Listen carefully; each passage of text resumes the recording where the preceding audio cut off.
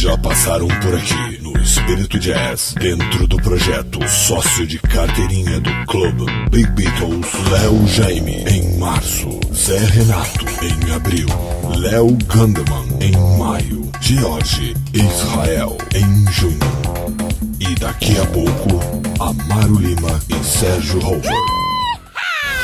Mês que vem, em agosto, será a vez de Leone.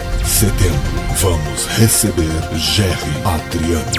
Outubro, teremos Tato Villa Lobos.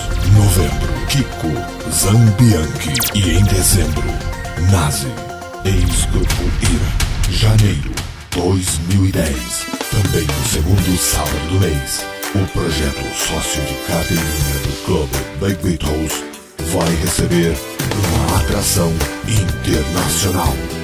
Tony Sheridan, o primeiro artista a gravar com os Beatles. Tony Sheridan foi o responsável pelo lançamento dos Beatles no mundo do disco.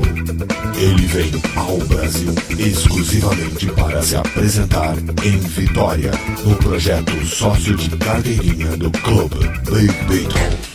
Isso vai acontecer em janeiro. Faça a sua reserva agora.